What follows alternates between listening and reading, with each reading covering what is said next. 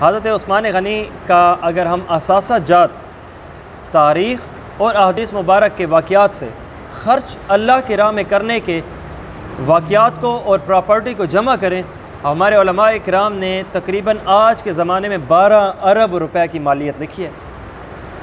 12 ارب روپے کا صرف عثمان غنی رضی اللہ عنہ اس زمانے کا مالک ہے۔ اور آپ کو پتہ ہے کس چیز کا مالک ہے؟ سیدھا سادہ ڈائریکٹ نیچرلی کرنسی سونے چاندی کا مالک ہے۔ آج ہمارے ہاں تو ایک ہمیں نوٹ دے دیا جاتا ہے نا کاغذ کا، حامل حاضہ کو مطالبہ پر ادا کیا جائے گا، یہ لکھا ہوا ہے سامنے نوٹ کے اوپر، لیکن عثمان غنی ڈائریکٹ سونے چاندی کے مالک ہیں۔ ان کی اتنی اثاثہ جات پراپرٹی بنتی ہے۔ ایک مشہور سیاسی جماعت کے ایک مشہور لیڈر ہیں، میری ان سے بات ہوئی تو بقول ان کے ڈیر اسماعیل خان کے بندے، انہوں نے مجھے کہا ہے کہ جو میئر کی سیٹ پہ اٹھتا ہے تقریباً 5 سال کے لیے، تو اس بندے کو ایک ضلع کے فلاح و بہبود کے لیے جو خرچہ دیا جاتا ہے وہ 1 ارب روپے ہوتا ہے۔ مجھے آپ بتاؤ ایک بندے کو ضلع ڈیر اسماعیل خان کے لیے 1 ارب روپے فلاح و بہبود 5 سال کے لیے، اور عثمان غنی 12 ارب روپے کے مالک بنتے ہیں۔ مجھے بتائیے، ارے کوئی تو اعمال سے جنت خریدتا ہے، اللہ رب العزت سے لیتا ہے، عثمان نے اعمال مال سے بھی جنت لی ہے اللہ کے نبی سے۔ اللہ رب العزت نے ان کو وہ ایک امتیاز عطا فرمایا تھا۔ پہلا واقعہ مدینہ منورہ ہے، کنویں بہت سارے ہیں لیکن پانی اتنا کھارا ہے کہ اتنا میٹھا، ٹھنڈا، مزیدار ویسے نہیں ہے جیسے کہ ایک مدینے کا کنویں کا نام ہے بیر روما۔ بیر روما کے کنویں کا پانی ٹھنڈا بھی ہے، میٹھا بھی ہے، اور طبیعت بھی اس کی طرف کھنچتی ہے۔ یہ ایک واحد کنواں ہے، اور وہ ایک یہودی کا کنواں ہے، اور وہ روزانہ مسلمانوں کو یا جو بھی ہو اس کے پاس آتا ہے، مال سے پانی دیتا ہے، پیسے دو گے ڈول ڈالو، پانی نکالو، مزے کرو۔ یہ شکایت صحابہ کرام رسول اللہ صلی اللہ علیہ وسلم کے پاس لے کر آتے ہیں، یا رسول اللہ مدینے میں ہم صحابہ لوگوں کے لیے پانی کی بڑی تنگی ہے۔ نبی علیہ السلام نے مجلس میں بیٹھے صحابہ کرام میں ایک اعلان فرمایا، کون وہ شخص ہے جو مدینے کا میٹھے کنویں کا پانی، کنواں بیر روما خریدے، اس کے لیے جنت کی خوشخبری ہے۔ روایات بتاتی ہیں عثمان غنی چپکے سے اٹھتے ہیں، یہودی کے پاس چلے جاتے ہیں، اے یہودی کیا تو اپنا یہ کنواں بیچنا چاہتا ہے؟ کہا میں بے وقوف ہوں جو بیچوں، مجھے یہ پانی بھی دے رہا ہے اور مجھے یہ مال بھی دے رہا ہے، میں یہاں سے اپنے گھر کے لیے خود کے لیے پانی بھی لیتا ہوں، اور جہاں تک بات کی مال کی بات ہے تو الحمدللہ جو باقی لوگ آتے ہیں ان سے میں مال بھی لیتا ہوں، ان کا نظام پانی کا چلتا ہے اور میرا دونوں چلتا ہے، پانی بھی اور بہترین قسم کا میرا ایک تجارت کا نفع بھی بنا ہوا ہے۔ حضرت عثمان غنی چونکہ یہود قوم چال باز ہے، یہود قوم اپنی بچی ناجائز طریقے سے کسی کو دینے کے اوپر راضی ہو جاتے ہیں، بس مال آئے، لومڑی مزاج ہیں، انبیاء کی قاتل قوم ہے، ان کا ڈائریکٹ اگر آپ غرور دیکھو تو قرآن پاک کی کتنی آیات پڑھی ہیں جو ان کے بارے میں ہیں، میں اگر اس تفصیل میں چلا گیا تو وقت زیادہ نکل جائے گا۔ چلو تو یہود قوم ہمارے نبی کی قاتل قوم ہے، اتنا یاد رکھیے گا، یہود قوم اپنے وقت کے آنے والے انبیاء کی قاتل ہے، حتیٰ کہ قرآن پاک میں ان کا غرور بتایا گیا ہے کہ لن تمسنا النار الا ایاما معدودہ، ہمیں تو آگ چھوئے گی نہیں مرنے پر، بس وہ چند ایک دن جو ہمارے بڑوں نے بچھڑے کی خدا پوجا کر لی تھی، اس کو خدا مان لیا تھا، اس کی بنیاد پہ چند ایک دن اگر ہمیں جہنم میں ڈال دیا جائے تو اور بات ہے۔ حتیٰ کہ نبی علیہ السلام کو مخاطب کر کے فرمایا گیا، یعلمونہ یعرفونہ کما یعرفون ابناؤہم، اے پیغمبر کیا آپ یہ سمجھتے ہیں کہ یہ یہودی قوم آپ پہ اس لیے ایمان نہیں لاتی کہ یہ آپ کو جانتی نہیں ہے؟ یا رسول اللہ ہم ان کے دلوں میں موجود ہیں، ہم واقف اور جانتے ہیں، یہ آپ کو اتنا بہترین طریقے سے جانتے ہیں، اتنا تو بندہ اپنی اولاد کو بھی نہیں جانتا، ضد کی وجہ سے یا رسول اللہ آپ کو نہیں مان رہے، یہ وہ قوم ہے۔ اچھا ایک اور بات بھی قرآن پاک بتاتا ہے، اے پیغمبر جی اس چال باز مکار یہودی قوم کا مزاج یہ ہے، اگر آپ ان سے 1 روپیہ ادھار لیں تو یہ آپ کے سر کے اوپر کھڑے ہیں جب تک کہ آپ ان کو واپس نہ کر دو، اور اگر آپ سے یہ سونے کا ڈھیر بھی ادھار لے کر چلے جائیں نا، یا اصلا ان کو پرواہ بھی نہیں ہوگی کہ ہم نے واپس کرنا ہے، اور اگر آپ ان سے مطالبہ کریں کہ میرا مال ہے، مجھے تم نے مجھ سے لیا ہے وہ واپس کرو، یہ کہیں گے ہمارے اوپر ضروری ہی نہیں ہے کہ ہم تمہیں ادھار واپس کریں، تم ہمارے ماتات ہو۔ ان کی فقہ کی کتابیں آج بھی گوگل نیٹ سرچ کر لیں آپ، بتاتی ہیں کہ انسان تو صرف ہم یہودی لوگ ہیں، باقی انسان تو اللہ تعالیٰ نے یہ انسان پیدا نہیں کیے، بس یہ چلتے پھرتے دکھتے ہوئے ایک انسان ہے جو اللہ تعالیٰ نے ہم یہود قوم کے لیے یہ نوکر پیدا کیے ہیں، غرور کی انتہا ایسی ہے، مجھے بتاؤ۔ تو چلو حضرت عثمان غنی رضی اللہ عنہ نے مال پیش کیا، کہا اتنے پہ بیچتے ہو؟ کہا نہیں۔ کہا اتنے پہ بیچتے ہو؟ کہا نہیں۔ کہا اتنے پہ بیچتے ہو؟ بہت زیادہ، جتنی اس کی قیمت لگ سکتی تھی نا 100 ٹائم پلس اس سے زیادہ قیمت پیش کر دی۔ وہ تو حیران ہو گیا، کہا اب تو تجارت کے دو ذریعے۔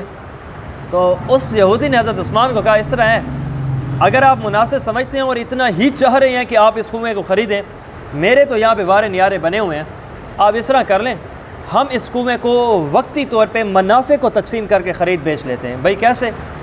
ایک دن کنواں آپ کا ہوگا، ایک دن پورا 24 گھنٹہ میرا کنواں ہوگا، میں اپنے یہودی دن میں کنویں کا پانی لوں گا بھی صحیح، دوں گا بھی صحیح، جیسے میری مرضی، اور جو اگلا ایک دن آپ کا ہوگا اس میں آپ لینا دینا جیسے کرنا آپ کا نفع۔ کہا بالکل میں تیار ہوں۔ حضرت عثمان غنی رضی اللہ عنہ ان کو پیسے دیتے ہیں، آدھ و آدھ نفع پہ کنواں خرید لیتے ہیں۔ مجلس لگی ہوئی ہے، واپس آئے ہیں، یا رسول اللہ ابھی آپ نے جنت کے نقد خوشخبری کا اعلان فرمایا ہے، کیا مدینہ کا جو بندہ بھی میرے کنواں خرید لے اس کے لیے جنت کی خوشخبری ہے؟ فرمایا بالکل، میں محمد عربی صلی اللہ علیہ وسلم اس شخص کا کل قیامت کے دن 100% ذمہ دار ہوں، اللہ کے سامنے اس کو پیش کر کے کہوں گا یا اللہ تیرے نام کی خاطر میں نے ایک ذمہ داری لی تھی، آج پورا کرو۔ تو اللہ رب العزت اپنی ذمہ داری کو پورا کریں گے۔ نبی علیہ السلام کو عثمان عرض کرنے لگے یا رسول اللہ آپ کے حکم کے مطابق میں عثمان نے کنواں خرید لیا ہے۔ تو نبی علیہ السلام نے فرمایا اے عثمان تیرے لیے جنت نقد اعلان۔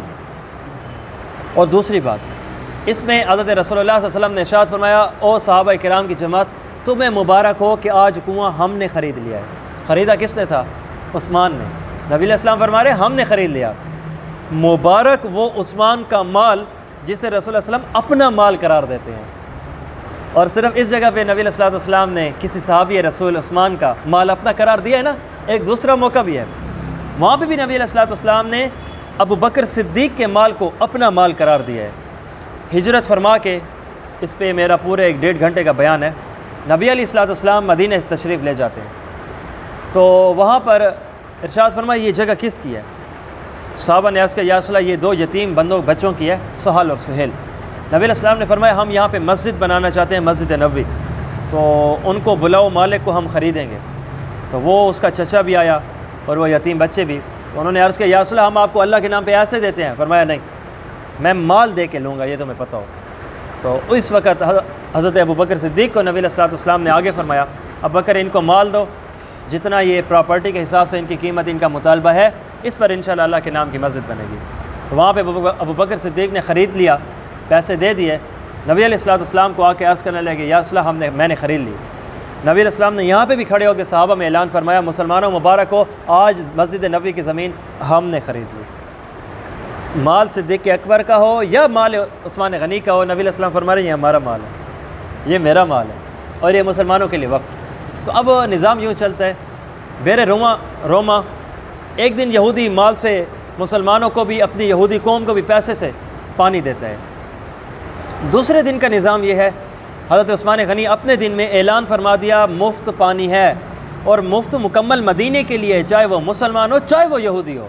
اب وہ یہود نظام مذہب میں ان کے ساتھ ہے، لیکن حضرت عثمان کے دن میں آ کے پانی پیتے ہیں اور لے جاتے ہیں بھر کے۔ اور چند ایک دن گزرے، لوگوں نے محسوس کیا کہ ایک دن عثمان کے دن میں ہم پانی اس انداز سے بھر لیں کہ اگلے یہودی کے دن میں بھی ہمارے پاس عثمان کے دن والا پانی ہو، تو ہمیں تو یہودی سے خریدنے کی ضرورت بھی نہیں ہے۔ تو اسی انداز سے چند ایک کچھ عرصہ گزرتا ہے، تو حضرت عثمان کے پاس وہ یہودی آیا، کیا عثمان تم نے کیا ہے؟ میرے پاس تو اب میرا کوئی گاہک آ ہی نہیں رہا۔ تو انہوں نے فرمایا کہ اب کیسے آئے گا کہ میں نے اللہ کے نام کے اوپر اسے وقف کر دیا ہے۔ تو اس کی بنیاد پہ اس نے کہا کہ اس طرح ہے، اب رہی بات آدھے کنویں کی، وقف تو ویسے ہی کر لیا ہے، سارے نفع اٹھا رہے ہیں تو ہم بھی اٹھا لیں گے، میں آپ کو آگے والا آدھا بھی وہ بھی بیچنا چاہتا ہوں۔ عثمان نے کہا ایسا نہیں، اب ایسا نہیں ہوگا، اب رسول اللہ صلی اللہ علیہ وسلم سے مشورہ، آقا علیہ السلام سے مشورہ ہوگا، آقا علیہ السلام جیسے ارشاد فرمائیں گے ویسے۔ پھر اس کے بعد مشورے کے بعد نبی علیہ السلام نے رضامندی کا اظہار فرمایا کہ آدھا بھی خرید لو۔ تو حضرت عثمان نے یہ کہا کہ اے یہودی اب ہم تم سے کنواں خریدیں گے، پر یہ کنواں جس باغ میں ہے وہ باغ بھی خریدیں گے۔ کہا اس کی کیا وجہ؟ کہا اللہ کے بندے اب جب نبی علیہ السلام خوشی سے یہاں پہ کبھی پانی پینے کے لیے آئیں گے، بیٹھنے کی جگہ تو نبی کے لیے ہو نا، تو حضرت عثمان نے کنواں بھی خریدا ہے اور وہ جگہ بھی وقف کی ہے. اور اس سے بڑھ کے آپ کو ایک بات بتاؤں, بیر روما کے نام سے کنواں آج بھی مدینے میں موجود ہے. اور اس سے بڑھ کے ایک دوسری آپ کے لیے انفارمیٹیو بات, وہ کنواں آج بھی حکومت نے اپنی کسٹڈی میں لیا ہوا ہے, مشینیں لگائی ہوئی ہیں, وہاں سے پانی نکلتا ہے. اور وہاں کا جو وابڈا ہے انہوں نے اس کے نام کا بل بھی جاری کیا ہوا ہے, اور آج بھی بل حضرت عثمان غنی کے نام پہ ہے, انہی کے نام پہ چلا آ رہا ہے. اور وہ جیسے ہی انداز دیتے ہیں حکومت خود, یا جیسے ہی بل کے اوپر آج بھی ملکیت عثمان غنی کی ہے رضی اللہ عنہ.